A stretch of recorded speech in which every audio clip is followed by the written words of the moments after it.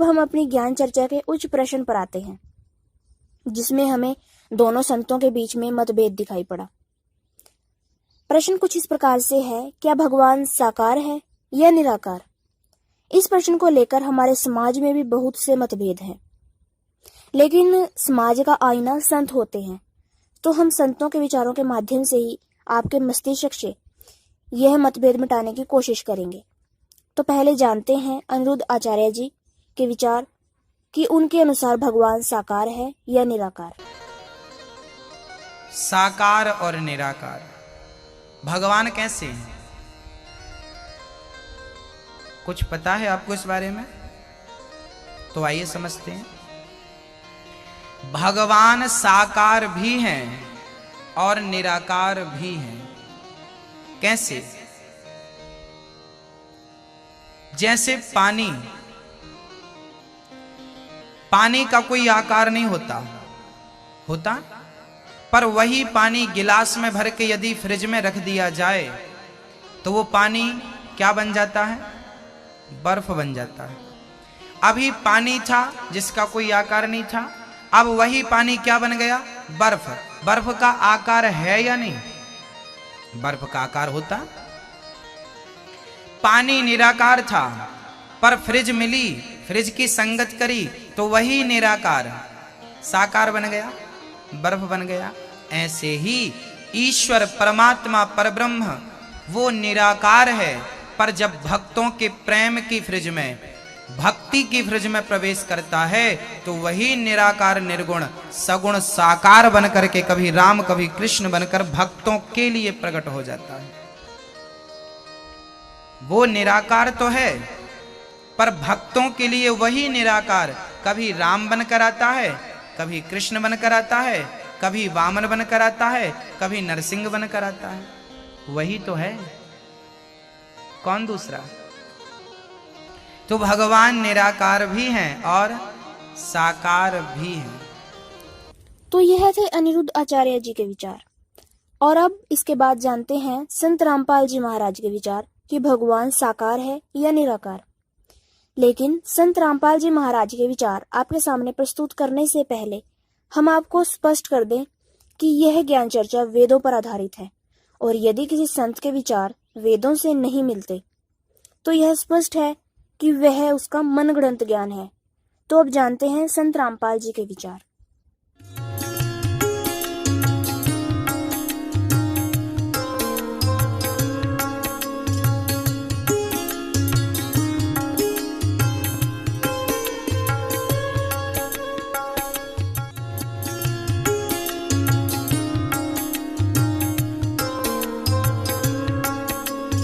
हमारे सदग्रंथ पवित्र वेद, पवित्र गीता, पवित्र पुराण सत्य हैं, तो उन्हीं सदग्रंथों में जो यथार्थ ज्ञान लिखा हुआ है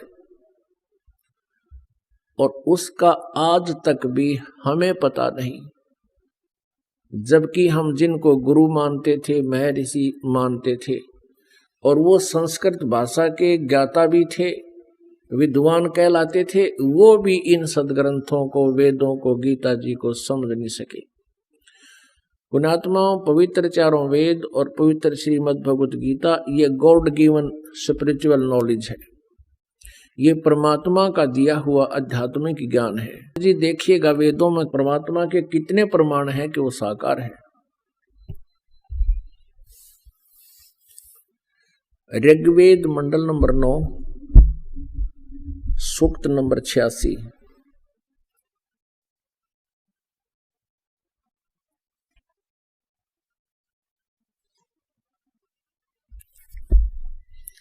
ये देखिएगा, ऋग्वेद मंडल नंबर 9, ये 9 और 10 इकट्ठा ही है।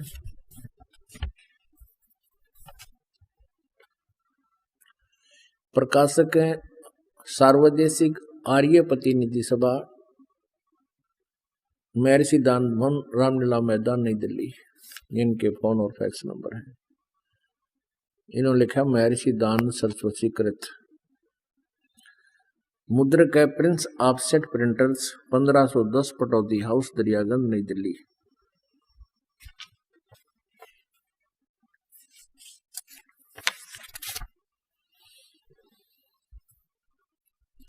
ऋग्वेद मंडल नंबर 9 सूक्त नंबर 86 और मंत्र नंबर 26। इसमें क्या लिखा है, इन्हीं का अनुवाद है। यज्ञ करने वाले यजमानों के लिए परमात्मा, यज्ञ माने धार्मिक अनुष्ठान करने वाले, यजमान माने भक्तों के लिए परमात्मा सब रास्तों को सुगम करता हुआ उनके विघ्नों को मर्दन करता है, उनके संकटों का नाश करता है, उनको पवित्र करता हुआ और अपने रूप को, अब साकार परमात्मा के देखना ढेर सारे प्रमाण, अपने रूप को साकार हुआ भगवान सरल करता हुआ यानी हल्के तेज पुंज का बनाता है और वह कांति में परमात्मा। अब यहां इन्होंने कबीर को सर्वज्ञ लिख दिया है। यहां देखिए, यह है कबीर अतो, कबीर अतो, ये कबीर, हम इसको वह बोलते हैं, वह को कबीर। इन्होंने इसको अपसर्ग लगा दिया, इसको हम रे लगा के हलंत भी लगा सकते हैं अपसर्ग हटा करके, तो भी कोई व्याकरण त्रुटि नहीं। हम इसको कबीर साहब कहते हैं, कबीर देव, कबीर साहब, जैसे ये कबीर अतो, यहाँ कबीर अतो, और यहाँ देखो कबीर देव, देव माने परमात्मा और कबीर देव, ये देखिएगा, ये है ऋग्वेद मंडल नंबर 9 सूक्त नंबर 20 मंत्र नंबर 1 में ये स्पष्ट लिखा है कबीर देव। देव माने परमेश्वर और कबीर, हम कबीर देव कहने लगे, कबीर देव, कबीर साहब, हम वह को वह बोलते हैं। एक थोड़ा सा उदाहरण यहाँ देना पड़ेगा तब आसानी से हमारे समझ में आऊंगी। आपको दिखाते हैं अभी। अब आपको इन्हीं जो व्याकरण के जानने वाले माने जाते थे, संस्कृत के विद्वान समझे जाते थे, ये नकली महर्षि दानंद ने इन वेदों में भट्ठा बैठा रखा है अनुवाद करने का। ये दानंद जी का अनुवाद नहीं है जो आपको दास दिखा रहा था, नहीं तो ये इसका भी नाश कर देता। ये नाम दानंद का इसलिए लिख रखा है कि इसके नाम तो ये व्याख्या करते हैं। ये 9वां और 10वां मंडल ऋग्वेद का दानंद जी का अनुवाद नहीं है, ये तो एक आचार्य का अनुवाद है जो दानंद जी के ही सिद्धांत को महत्व देता रहा, लेकिन सच्चाई को वो छुपा नहीं सका। अब यहाँ कबीर देव को, जैसे यजुर्वेद है उसके ऊपर रे लगा हुआ है और कहीं पर केवल यजु भी लिखा हो प्रकरणवश, तो वहां भी विद्वान पुरुष को अंडरस्टूड होता है कि ये यजुर्वेद की जानकारी है। Yajurveda is a Holi book, Yajurveda एक पवित्र पुस्तक है और उसके विषय में चर्चा कहीं लिखी गई है, तो अंडरस्टूड होता है वहां यजु भी लिखा हो, यजुहु, यजु माने लगाकर 2 अपसर्ग लगा रखे हो, तो उसको अनुवाद करते समय लिखना पड़ेगा यजुर्वेद, जैसा कि स्वामी दानंद ने किया हुआ है। देखिएगा, ये यजुर्वेद है, ये महर्षि दानंद का अपने कर कमलों से इसका अनुवाद है। ये अनुवाद करता स्वामी दानंद है, राइटर नहीं है वेदों का, राइटर तो वेद व्यास जी है। प्रकाशक है सार्वदेशी कार्य प्रतिनिधि सभा 2/5 महर्षि दानंद भवन, रामलीला मैदान, नई दिल्ली। संपूर्ण 40 अध्याय महर्षि दानंद सरस्वती कृत। मुद्रक है prince offset printer 1510 Pataudi house Daryaganj New Delhi से। अब देखिएगा इसके 36वें अध्याय में, यह है 36वां अध्याय, 37 अध्याय आरंभ। इसके प्रथम मंत्र में ही लिखा है रचम वाचम परपधे मनो यजु परपधे, ये यजु शब्द लिखा है, इसके 2 अपसर्ग लगा दी गई है। और यहां देखिएगा इनका अनुवाद किया महर्षि सिद्धार्थ ने। ये यजु अपसर्ग लग के यजु लिखा हुआ है, और इन्होंने फिर इसको अनुवाद करते समय यजुर्वेद लिखना पड़ा। ये बिल्कुल सही है। इसी प्रकार जहां केवल कवि लिखा हो, कबीर लिखा हो, तो उसका अनुवाद करना पड़ेगा कबीर देव, क्योंकि उस परमेश्वर के बारे में, उस कबीर परमेश्वर के बारे में, ये यजुर्वेद के बारे में जानकारी है, तो वो कबीर के बारे में, कबीर देव के बारे में जानकारी है। हम उसको कबीर साहब कहने लगे। इतनी सी बात है। इन वेदों को समझना ही आसान होगा। पुण्यात्माओं, हमारे लिए ये वेद पाठ हो रहे थे क्योंकि हमारे पूर्वज शिक्षित थे, ये संस्कृत भाषा में लिखे हुए थे। अब परमात्मा ने दया करी है कि हमारे को वो सूक्ष्म वेद का ज्ञान प्राप्त हो गया, और दया करी परमात्मा ने एकादी पुण्यात्मा से इनका अनुवाद ठीक सा करवा दिया। नाते दानंद ने तो यजुर्वेद उठा के देख लो, सिर में दर्द हो जाए, से अनरस कर दिए अर्थों के, उसको पढ़ नहीं सकता आदमी। ना तीन वेदों का घर घर में प्रचार होता यदि इनका अनुवाद ठीक होता। अब फिर देखते हैं ऋग्वेद मंडल नंबर 9 सूक्त नंबर 86, आप पढ़ रहे हो मंत्र 26। यज्ञ करने वाले यजमानों के लिए परमात्मा, यानी साधना करने वाले साधकों के लिए, भक्तों के लिए परमात्मा सब रास्तों को सुगम करता हुआ उनके विघ्नों का मर्दन करता है, उनके संकटों का नाश कर देता है, उनको पवित्र करता हुआ अपने रूप को, साकार हुआ भगवान, अपने रूप को सरल करता हुआ तेज पुंज अन्य दे धरकर इस विधम को बैठी, गरीबदास जी ने कहा है ब्रह्मवेदी में। वह कांति में परमात्मा सर्वज्ञ नहीं, यहाँ लिखना चाहिए था कबीर देव। कबीर देव विद्युत के समान क्रीड़ा करता हुआ वर्णीय पुरुष को, श्रेष्ठ भक्त को, अच्छी आत्मा को, वरिष्ठ आत्मा को प्राप्त होता है। यानी साकार है, अपना उनका रूप लिखा है, उनका नाम लिखा है, और वो उस अच्छी आत्मा को आकर मिलता है। अब ऋग्वेद मंडल नंबर 9 सूक्त नंबर 86 का ही मंत्र 27 देखिएगा। परमात्मा को प्राप्त होते हैं जो परमात्मा ध्युलोक के तीसरे पृष्ठ पर विराजमान है।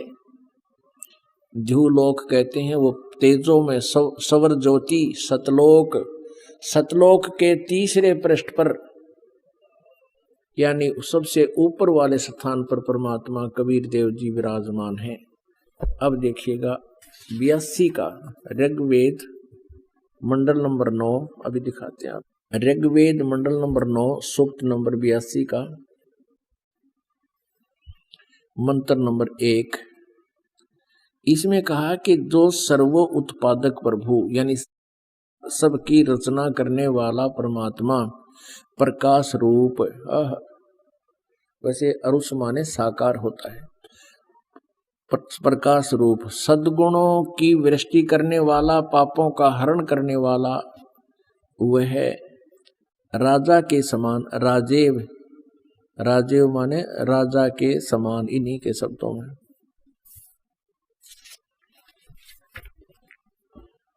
राजा के समान दर्शनीय है, राजा के समान देखने योग्य है, साकार है, और वह पृथ्वी आदि लोक लोकांतरों के चारों ओर शब्दायमान हो रहा है।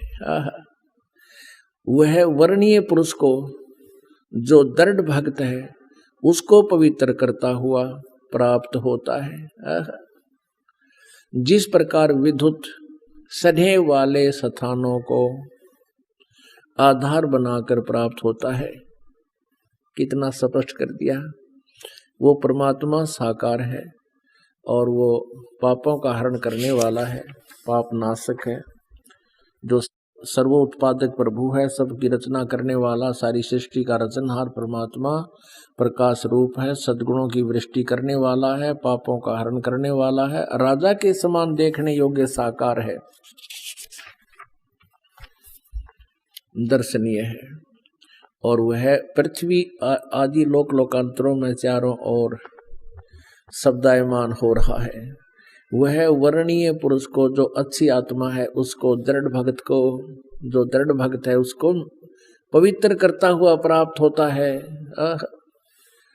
जिस प्रकार विद्युत स्नेह वाले स्थानों को आधार बनाकर प्राप्त होता है। उसका उद्देश्य क्या होता है? उस परमात्मा का, हे परमात्मन, उपदेश करने की इच्छा से। ऋग्वेद मंडल नंबर 9 सूक्त नंबर 82 मंत्र नंबर 2 अब हम पढ़ रहे हैं। हे परमात्मन, उपदेश करने की इच्छा से आप, यानी यथार्थ ज्ञान देने के उद्देश्य से आप महापुरुषों को प्राप्त होते हो, अच्छी आत्माओं को मिलते हो, और आप अत्यंत गतिशील पदार्थ के समान, यानी बहुत स्पीड से चलने वाले हो, हमारे अध्यात्म यज्ञ को प्राप्त होते हो। जहाँ धार्मिक अनुष्ठान होते हैं वहां पर आप तुरंत आ जाते हो। आप कबीर देव हैं। अब यहाँ स्पष्ट समझ लेना पुण्यात्माओं, इन्होंने कबीर का अर्थ सर्वज्ञ कर दिया।